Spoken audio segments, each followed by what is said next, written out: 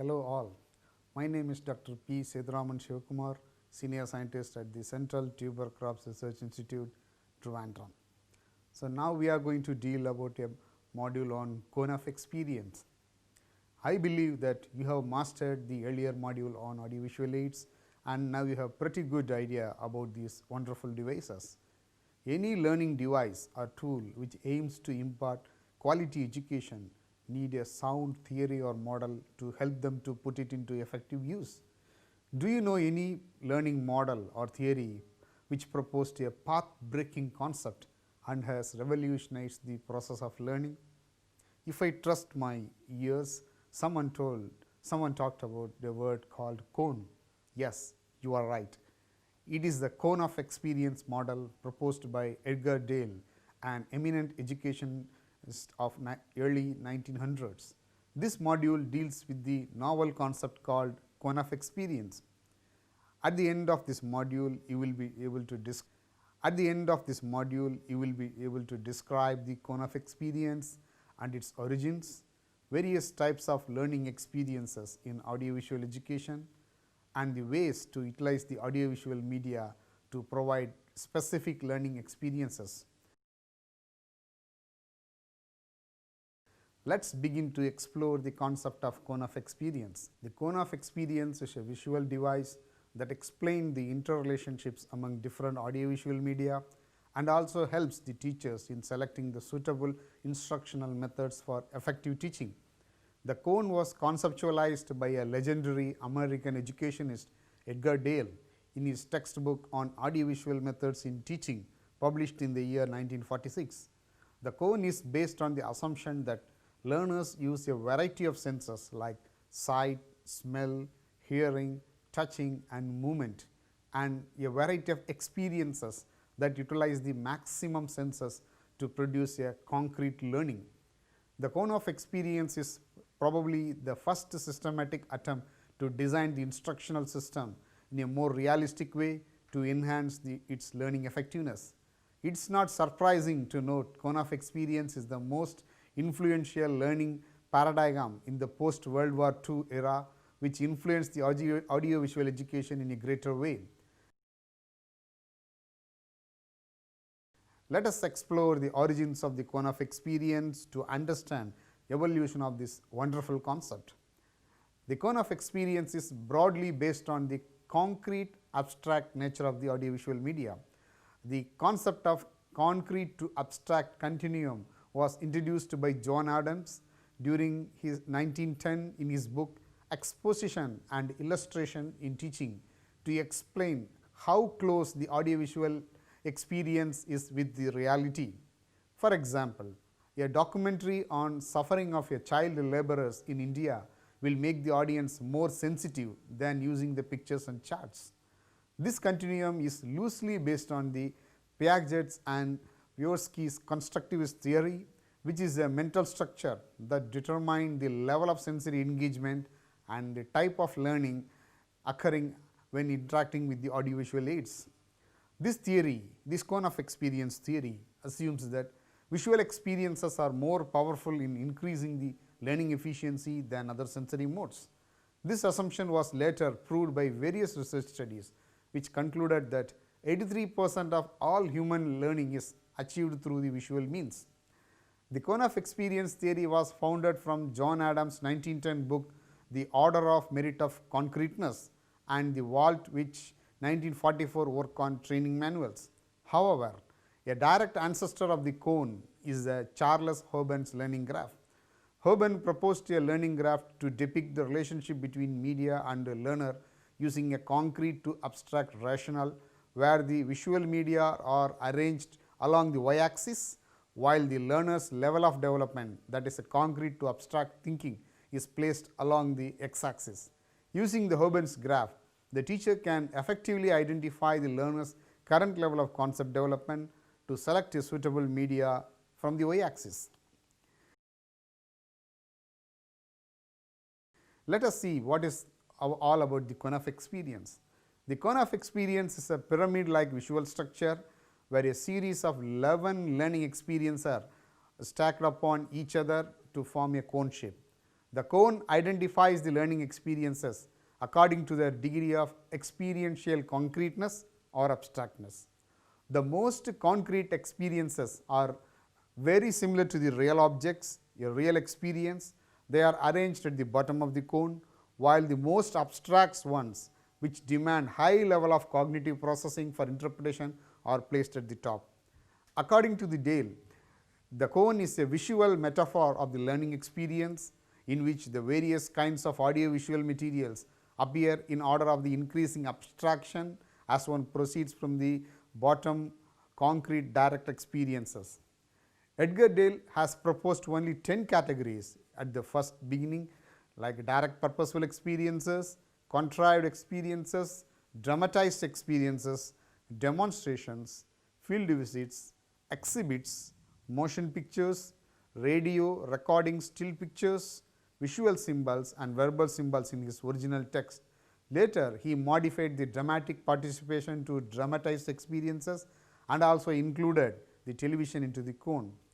Dale endorsed the Bruner's cognitive psychology based modes of learning, like enactive learning, which relates to the direct experience, iconic learning, which relates to the pictorial experience, as well as the symbolic learning, which relates to the abstract experiences, and included them in the cone of experience. First, the enactive experiences, which involve direct hands-on experiences, where the learner himself or herself is directly involved in the experiences and use his or her visual or tactile modes to synthesize the learning. The action-based information derived from the experiences is processed and stored in the memory. For example, a two-wheeler driver training involves actual experience of driving a motorbike, where the learner stores the learning derived from the articulation of their motor skills learned while during the driving process. Number 2, the iconic mode. In the iconic mode, the information stored in the brain in the form of an image. So, using a photograph of very rare plant species can help the learner to examine them and match the image with their mental image and interpret that this is a rare plant species, the name of this species is like this. The third one is the symbolic representations, which involve storing the actions and the information in a more abstract form that needs high level of cognitive processing to derive the meaning. For example, language is a symbolic representation which requires proficiency on the part of the learners to understand the language and speak. Dale has indicated the cone was an outcome of his decades of teaching experience in various schools in United States.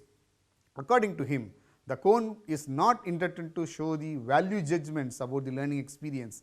He is not there to compare the learning experiences with each other.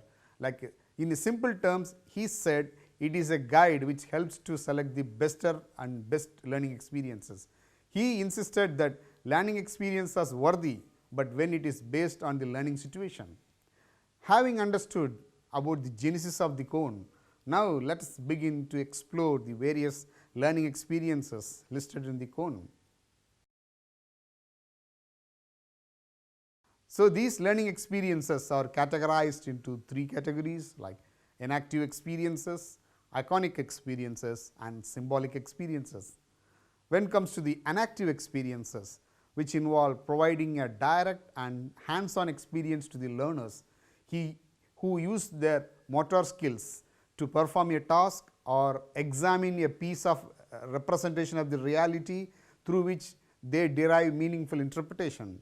The enactive experiences involve learning by doing through direct purposeful experiences, contrived experiences and dramatized experiences. So, what is direct purposeful experiences?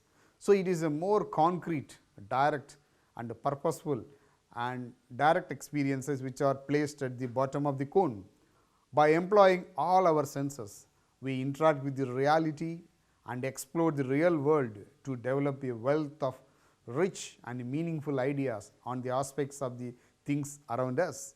We develop concepts and learn from the first-hand experiences by comparing the similar experiences of the past, remembering our likes and dislikes, analyzing their strengths and weaknesses and making interpretation out of them and store them as memories in our brain.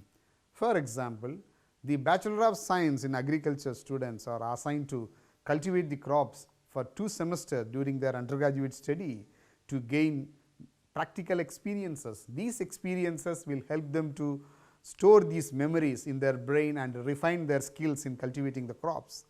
The visible and tangible experiences derived from cultivating a real crop helps the students to understand the dynamics of agriculture in a real life from sowing to harvesting, which enhances the retention of learning. According to Dale, maximum learning is achieved mainly through direct and purposeful experiences. The second major part is contrived experiences, which are called edited realities, which differ from the original reality in terms of their size and complexity, but they offer the similar experiences than that of the reality. These contrived experiences are used when a real thing or situation is difficult to handle or which is too dangerous to experience. The models of seed storage structure or paddy harvester or mock-up or a working model of a meat processing factory and a plant and insect specimens are few contrived experiences we experience in our daily life. The third type of experience is dramatized experience. The dramatized experiences involve participating in a reconstructed experience, reconstructed real life experience, like participating in plays, pageants, pantomime, role playing, either by acting a part of it or watching others to act. Acting in a dramatized experience is more concrete than observing others to act, then it is placed below the observation in the cone. The dramatized experiences like role plays, puppet shows are proven to be effective in communicating technology related information and mobilizing the farmers at the grassroots level. The second major category is iconic experiences, which stimulate the visual perceptions of the learners who are creatively involved in the process of learning. The learning acquired through this mode is stored as a visual images in the brain. Demonstrations, field trips, exhibits, television and motion picture, still pictures, realistic drawings, radio and recordings are few learning modes that provide iconic experience. So, let us see what is a demonstration. Demonstration is an act of showing something to help the learners to understand and easily and act upon with simplicity. It is primarily a visual explanation of an important fact or idea or process, followed by the discussion or a kind of physical activity. There are two major types of demonstration which are widely used in extension or in other adult education. They are method demonstration and result demonstration. The method demonstration is a short demonstration conducted before a small group to show how to perform a thing, how to perform a entirely new practice or doing an old practice in a better way. The result demonstration is showing the value or worthiness of the new practice to the intended users. For example, demonstrating how to use a paddy harvester before a small group of farmers is a classic example of method demonstration, and conducting frontline demonstration with an improved aromatic rice variety where the farmer can see that how the variety is grown and what is the yield of the variety, so that they will be convinced about the output of a particular demonstration, that is called result demonstration. Each result demonstration shows the worthiness of a particular technology, while the method demonstration shows how to perform a particular operation or how to use the technology. So, the second part is the field trips. Field trips are excursion or study tours that will help us to observe the things in real life which cannot be experienced in the classrooms. The field trips provide an opportunity to interact with the people and get involved in what they do. These experiences will help us to learn visually with limited participation or manipulation of the actual event. For example, a field trip to the tapioca growing areas in Salem district of Tamil Nadu will help us to observe how tapioca is being cultivated, harvested, transported to the factories and processed into starch and sago. While during the trip we can interact with the farmers, traders, industrialists and which will supplement our knowledge gathered through other observations. In case of exhibit, which involve arranging models, specimens, charts, photographs and posters for a public view in a meaningful way, which helps the learner to comprehend the visual images through observations and learn the concept in a holistic way.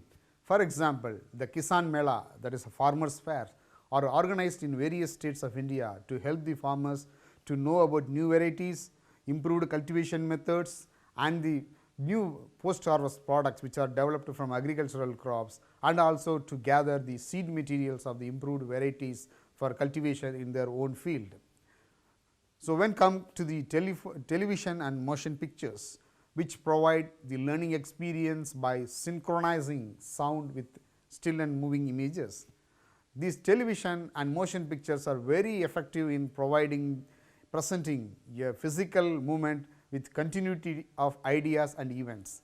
So, they can, using the television, we can connect between the events so that we can understand a concept in a synchronized way. Television is a versatile broadcast medium which can live telecast an event, provide current news about the events, deliver the wholesome entertainment, broadcast and stimulate discussions, and also help in learning how to do kind of skills. Recently, the Doordarshan has launched DD Kisan, an exclusive channel dedicated to the Indian farmers. The motion pictures present a very abstract version of the real event by compressing them in space and time to provide a truncated experience of a reconstructed reality. The strength of the motion pictures are realistic representation, organized presentation, and the clarity and accuracy in which the messages are delivered. In the recent years, several documentary movies are being made on specific topics in agriculture and home science like mushroom cultivation, poultry farming, child development, to help the farmers and people either to improve their existing farming condition or venture into new business or managing the family in a very nice manner. When come to the still pictures, realistic drawings, radio and recordings, they are the one-dimensional aid as they engage only one sense in the process of learning. Those still pictures and drawings are popular extension aids to supplement lectures and also other verbal instruction. Radio is the most popular and widely used medium among the farmers. A high-yielding variety, ADT 27, released by the Tamil Nadu Agricultural University, Coimbatore, was popularized by radio during 1964-65, which has acquired a nickname called Radio Rice in the Tanjore district of Tamil Nadu. Even now, the FM channels are quite popular among the farmers. So, when comes to the third major part called symbolic experiences, which are more abstract learning events which demand high level of learners' cognitive abilities to interact with the words and the visuals to derive the meaningful learning that are stored as symbols in our brain. These symbolic experiences are primarily a language-based experiences where the learning outcome depends upon the learner's mastery of the language and associated skills. Visual and verbal symbols are classified as symbolic experiences. The visual symbols are the representation of the reality in a more abstract form. Chalkboard communications, flat maps, diagrams, posters, charts, flashcards and flannel graphs are few examples of the visual aids. These visual symbols are easy to make at a very cheaper cost. Interpreting them is as difficult as it needs a very high level of cognitive processing and prior experience in using these visual symbols. When it comes to the verbal symbols, which are primarily spoken or written words that have no physical resemblance or contain any visual clue about the original objects or ideas which they represent. The verbal symbols may be a word, an idea, a scientific principle which has no resemblance with the object or phenomenon. For example, the word environment is a general word which is used in different contexts with a different purpose. In the word entertainment also can be used in a various contexts. When these words are used in different contexts, they define different purpose. When environment is used in the context of a climate, it relates to the totality of natural forces like air, water, soil, living plants and animals, which create a specific environment in a region. When an environment word is used in an organizational context, it refers to the organizational environment. They are the set of forces in an organization which determine the functioning of the organization. So, let us come to another important part, like how to apply the cone of experience, the applications of cone of experience. In simple terms, cone is a very simple and useful tool used for the media selection. Though cone of experience was developed through Dale's teaching experiences, it has incorporated several learning theories and models. It is used in a variety of ways to build theories, explain the communication process and also to design the instruction. It is specifically used for instructional system development, concept learning as well as the child learning. So, let us see how cone of experience can be designated as a theoretical model.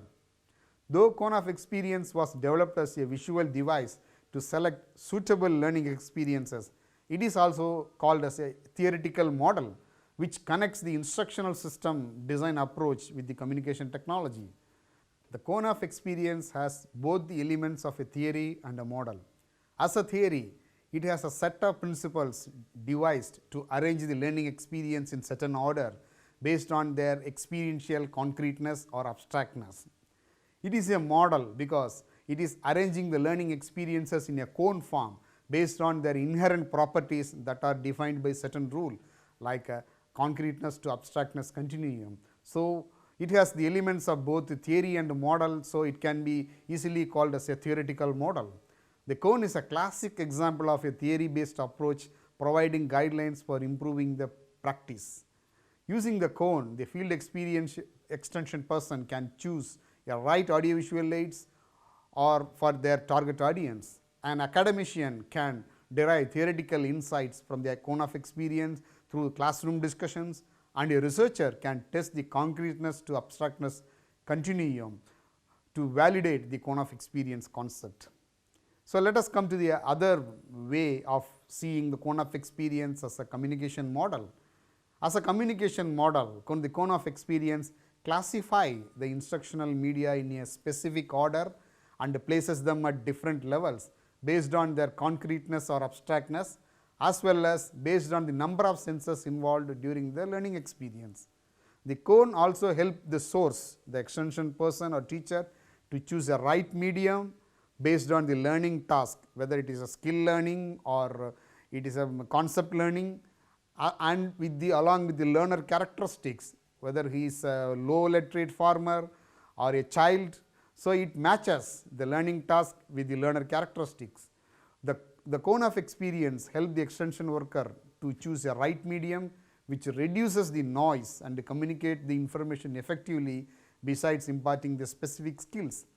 An illiterate rice farmer may gain adequate understanding and skill while participating in a hands-on experience training on any aspect including apiary, rice cultivation or SRI mode of cultivation than attending a verbal lecture. So, let us see that how the cone of experience is conceived as an instructional system design theory.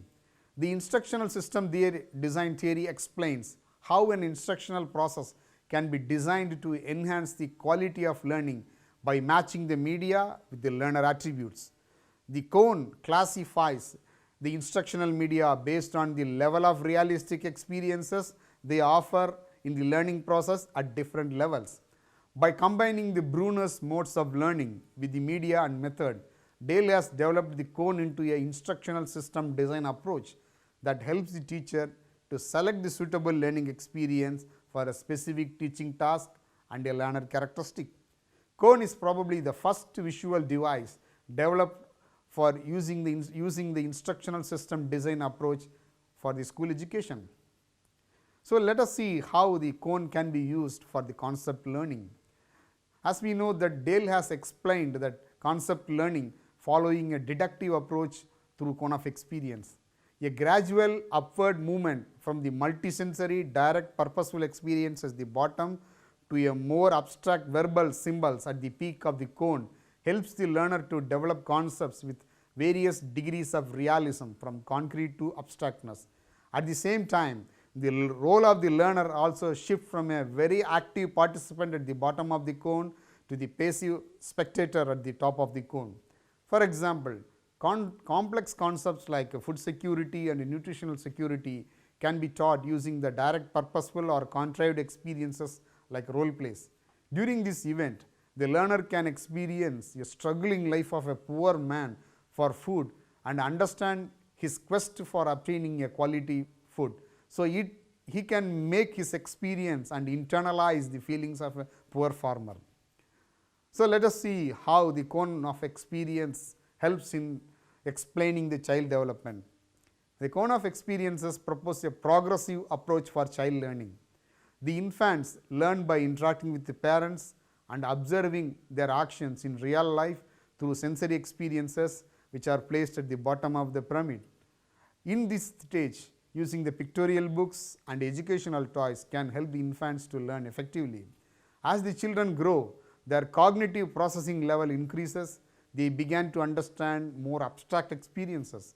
For example, the textbooks of children from primary school are illustrated heavily to help the children to grasp the information. However, in the youth and middle-aged people can understand more abstract ideas, objects and events. So, their textbooks are more of a theoretical or textual in nature with less of the visuals and more of a verbal symbols. So, the cone of experience is a wonderful device, it is a magical device, but it is not devoid of any criticisms. The number one criticism put on the cone of experience is they say it is primarily a simple classification diagrams which shows the categories of different types of instructional methods or materials according to their relative degree of concreteness. So, Dale also admitted this lacunae and he insisted that cone of experience is only a model, a visual aid which helps to explain the interrelationship among the audiovisual materials as well as their individual position in the learning process. He said it is an outcome of his several decades of teaching experience and it is not based on any empirical research. The second criticism thrown on the cone of experience is that the cone lays too much emphasis on the learning experiences and their contribution to the learning process. However, in reality, the learning effectiveness depends upon several factors like teacher competency, teaching resources, learners' individual differences, and the learning environment and their role in the learning process is not explained by the cone of experience. The third criticism of the cone of experience is that the cone does not provide any guidelines on when, where, under what circumstances a teacher should or should not use a particular learning activity as an instructional strategy. Since the learning is an uncertain event influenced by several factors, the absence of guidelines on using the cone will reduce its effectiveness. The fourth limitation of the cone of experience is it is often displayed with the percentages of retention of each media. The cone indicates that the learners remember 10% of what they hear, 20% of what they read, and the retention will increase in the multiples of 10. However, Dale's original cone had no information on the retention percentages which were later added by other researchers. Again, another lacuna is quantifying the degree of learning in numerical terms is illogical, as the human behavior cannot be classified into percentages into the multiples of 5 or 10. So, despite all criticisms, the cone still has its value. So, in this module, we learned about the wonderful decision model called cone of experience developed by an eminent academician called Edgar Dale. So, we learned about the origins of the cone, its classification mechanisms, and we also learned about the versatility of the cone, how it can be used as a theoretical or communication model, how it could be used for concept learning, and how it was used to explain the child development. I believe that this module has enriched your knowledge on learning experiences and gave you few tips for selecting media by matching the media types with the learner characteristics. Let us begin to appreciate and use the cone of experience in developing a creative, interesting and relevant audio experiences for the future. Thank you.